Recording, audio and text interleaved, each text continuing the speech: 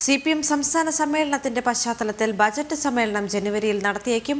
15ാം നിയമസഭയുടെ 13ാം സമ്മേളനം ജനുവരി 17-ന് വിളിച്ചു ചേർക്കുന്നത് സർക്കാരിന്റെ പരിഗണനയിലാണ്. ബജറ്റ് അവതരിപ്പിക്കാൻ കഴിഞ്ഞില്ലെങ്കിൽ വോട്ട് ഓൺ അക്കൗണ്ട് പാസാക്കി സഭ പിരിയും. ബജറ്റ് മാർച്ചിൽ പരിഗണിക്കും. മാർച്ചിൽ CPMന്റെ സംസ്ഥാന സമ്മേളനം നിശ്ചയിച്ചിരിക്കുന്ന സാഹചര്യത്തിൽ കൂടിയാണ് 15ാം നിയമസഭയുടെ 13ാം സമ്മേളനം ജനുവരി 17-ാം തീയതി വിളിച്ചു ചേർക്കാൻ ഉദ്ദേശിച്ചിരിക്കുന്നത്. സമ്പൂർണ്ണ ബജറ്റ് അവതരിപ്പിക്കുന്ന കാര്യത്തിൽ നിലവിൽ തീരുമാനമായിട്ടില്ല. നിലവിൽ CPM ജില്ലാ സമ്മേളനങ്ങളിലേക്ക് കടക്കുകയാണ്. ഇതിന്റെ കൂടി അടിസ്ഥാനത്തിലാണ് ജനുവരിയിൽ ബജറ്റ് അവതരണം ആലോചിക്കുന്നത്.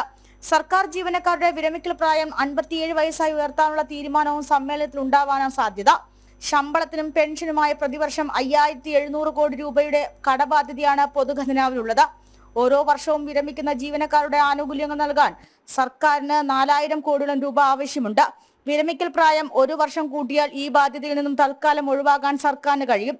സർവകലാശാലകളുടെ ചാൻസലർ പദവിയിൽ നിന്നും ഗവർണറെ ഒഴിവാക്കുന്ന ഓർഡിനൻസ് വീണ്ടും ഇറക്കാനും സാധ്യതയുണ്ട്. ജനം, തിരുവനന്തപുരം.